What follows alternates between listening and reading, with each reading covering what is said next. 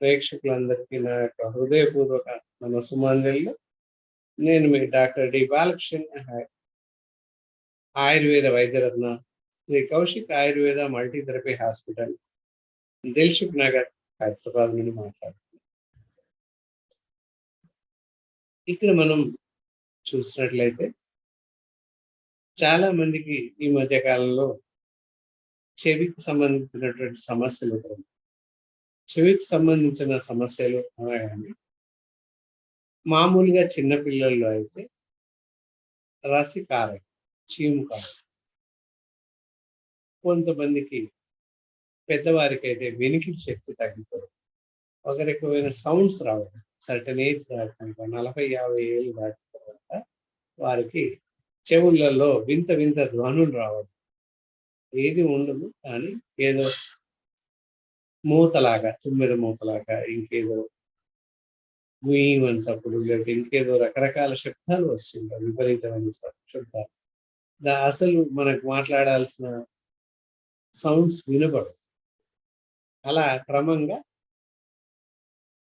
డమ్ అంటే వినికిడి శక్తి కోల్పోయే అవకాశం ఉంది. ఇందాక ఫస్ట్ చెప్పుకున్నట్టు పౌల్ చీము కారితే అలాగే ఆస్తిమితి చేస్తే కూడా వెనికిడి శక్తి తగ్గే అవకాశం ఉంది. సరే, ఈ సమస్యలన్నీ ఎందుకు వస్తాయి? చీము కారణం కానీ వెనికిడి శక్తి తగ్గిపోవచ్చు. అలాగే వింత రకాల శబ్దాలు చెవిలో రావడం, కోరు, ఇవి ఎందువల్ల వస్తాయి? రావడానికి గల కారణాలు ఏంటి? వస్తే ఎలాంటి జాగ్రత్తలు తీసుకోవాలి? దీనికి ఆయుర్వేద వైద్యంలో ఎలాంటి వైద్య విధానాలు, పద్ధతులు, ఇలాంటివన్నీ సవివరంగా తెలుసు. ఏంటంటే చెవికి సంబంధించిన సమస్యలు చాలా ఉన్నాయి. రావడానికి కారణాలను చూస్తే చెవిలో మనకు మనంగా చేసుకున్న కొన్ని తప్పులు ఉన్నాయి. ఏంటంటే గిమిలేదో మనకి ఇన్ఫ్లమేషన్, కొంచెం దురదలాగా అనిపించడం, ఇలాంటివి అనిపిస్తాయి చెవిలో. బయట చర్మం పైన ఏదో కొంచెం ఈ దురదలాగా అనిపిస్తే చేతితో ఇలా రాస్తే పోతుంది. అయితే చెవిలో అలా అవడం వల్ల ఏం చేస్తామంటే తెలియకుండానే ఏ మెటల్ రాడ్స్ అంటే చిన్న చిన్న పిన్నిస్లు, కాంటలు ఇలాంటివి పెట్టేసి చెవిలో పెట్టి తిప్పేస్తాం. దానివల్ల ఏంటంటే అప్పుడు విషమించిన దాని తాలూకు ఎడ్జెస్ ఏమైనా గీరుకుపోయే అవకాశం ఉంటుంది చెవి. దానివల్ల చెవి అంతర్భాగంలో పుళ్ళు పడే అవకాశం ఉంది భవిష్యత్తు. అలాగే కొంతమందికి నెయిల్స్, గోర్లు ఏవైతే ఉంటాయో పెద్దగా ఇలా వేలుతో ఇలా అనడం వల్ల గోర్లు గీరుకుపోయి కూడా లోపల పుళ్ళు పడే అవకాశం. ఇలా ఇవి ప్రధాన కారణం. అంటే కొన్నిసార్లు ఏంటి, డస్ట్ పేరు చెవులలో మనకు తెలియకుండా డస్ట్ పేరు అదే గట్టిగా అయిపోయి ఒక రకంగా రూపాంతరం, దాని కింద డస్ట్ ఉంటుంది కనుక అందులో చెవి లోపల బాయిల్స్, చిన్న చిన్న కురుకులు, చెగ్గడ్డలు అంటాం, వేడి కురుకులు చెవిలో కూడా అవుతాయి.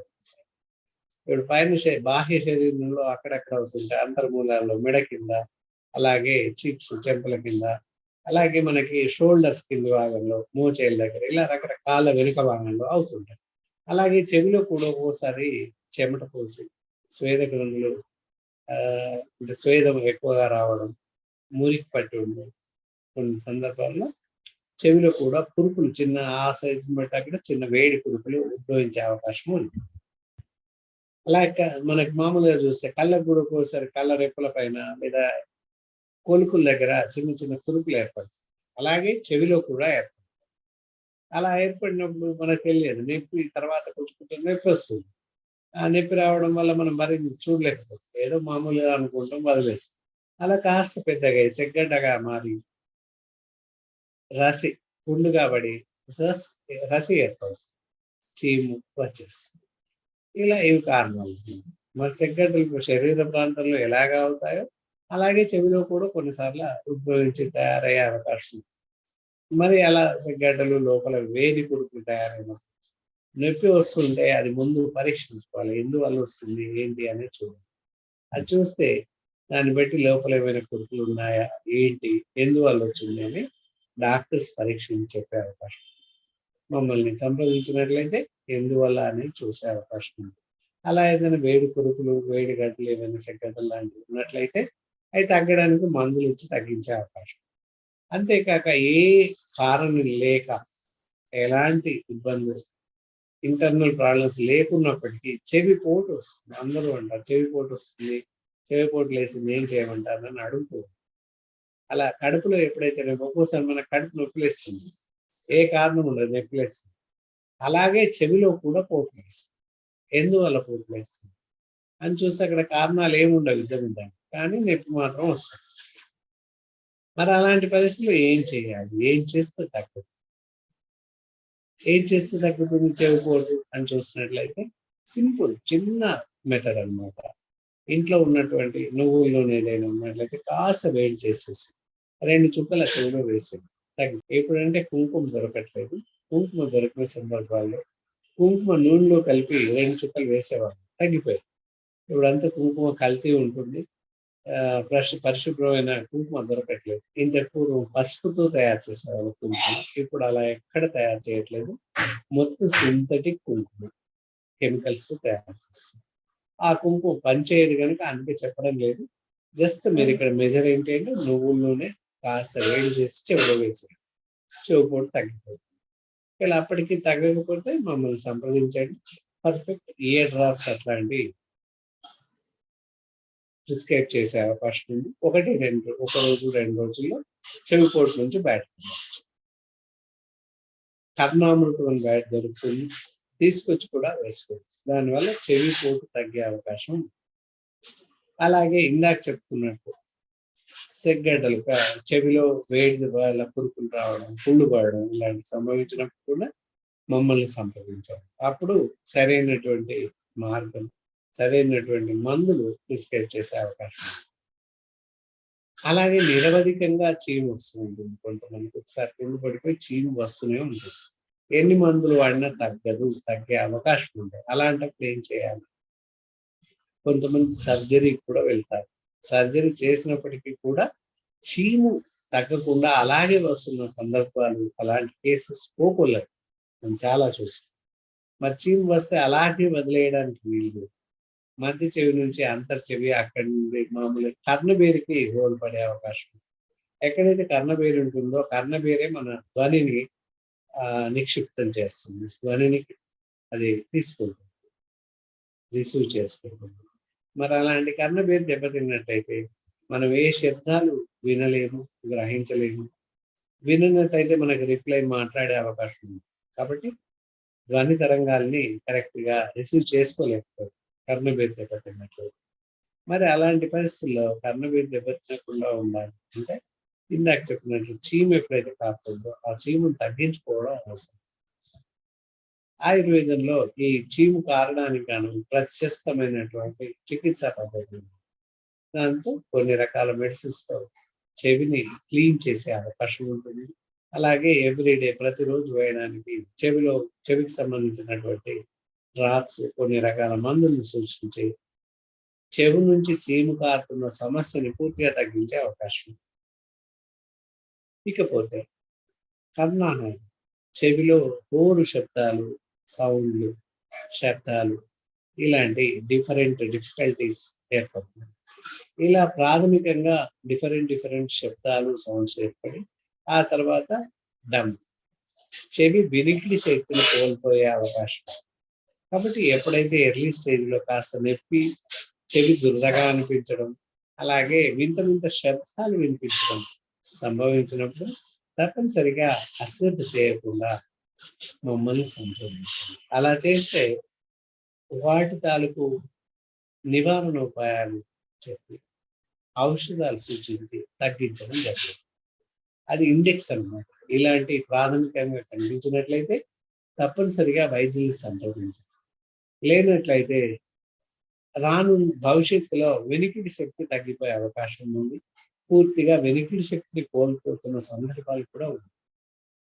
ఈ ప్రాథమిక దశలో ఇందాక చెప్పిన లక్షణాలు కనిపించినట్లయితే తప్పనిసరిగా మమ్మల్ని సంప్రదించండి. మీ సమస్యల నుంచి పూర్తిగా బయటకు తీసుకొచ్చే అవకాశం ఉంది, సమస్యలను తొలగించే అవకాశం.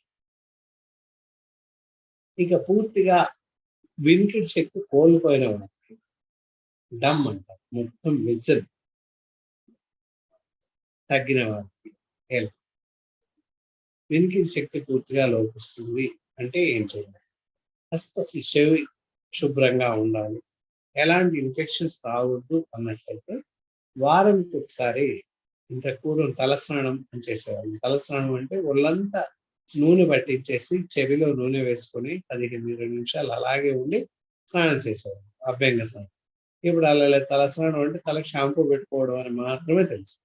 ఇంక్లూడింగ్ తలకి కూడా నూనె పెట్టించి సర్వాంగం మొత్తం నూనె పెట్టించేసి అరగంట, పావుగంట తర్వాత వేడి నీళ్ళు స్నానం చేస్తే హాయిగా ఉంటుంది. ఎలాంటి జబ్బులు రావు.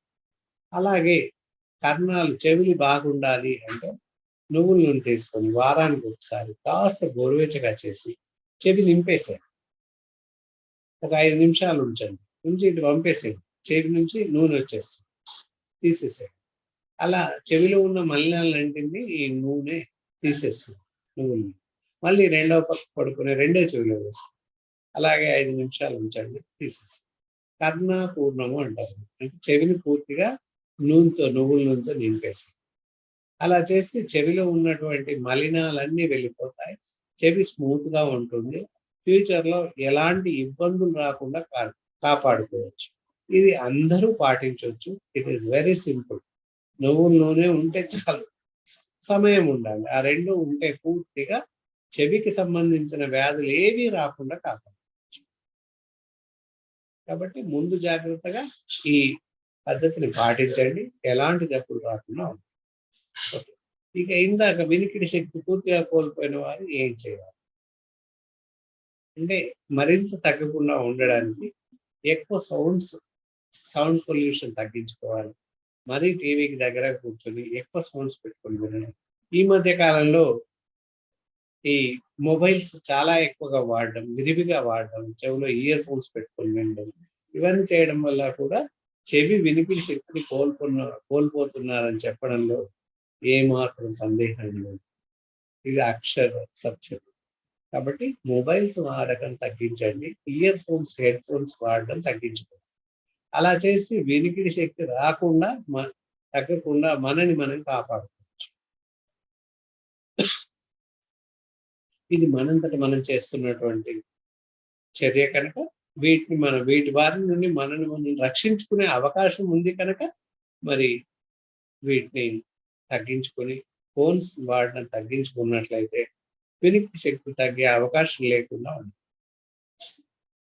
సరే, వినికిడి శక్తి తగ్గితే మరి ఏం చేయాలి అని చూస్తే చెవిని పరిశుభ్రంగా ఉంచుకొని మామూలుగా ఇందాక చెప్పినట్లు కర్ణాపూర్ణం నూనె వేసి వేడి చేసి చెవులలో నింపడం, తీసివేయడం. ఇలా చేస్తూ ఉంటే కొంతవరకు చెవిలో ఉన్నటువంటి మాలిన్యం పూర్తిగా తగ్గిపోతుంది. అలా 2 రోజులు ఒకసారి, 3 రోజులు ఒకసారి చేయండి. వినికిడి శక్తి తగ్గిన వారు అలా చేస్తూ ఉంటే కొంతవరకు చెవి కొంత అభివృద్ధి చెందే అవకాశం. ఇంకా అప్పటికి ఏం చేయలేక లేదా ప్రయత్నం చేయలేని వాళ్ళు ఉన్నట్లయితే తప్పనిసరిగా పూర్తి స్థాయిలో వినికిడి శక్తి వచ్చే అవకాశం ఉంది. 0% ఉన్నప్పటికీ అంటే అసలే వినికిడి శక్తి లేని వాళ్ళు, అంటే పూర్తిగా వినికిడి శక్తి తగ్గిపోయిన వారికి కూడా అద్భుతమైనటువంటి చికిత్సా పద్ధతులు ఉన్నాయి ఆయుర్వేదంలో.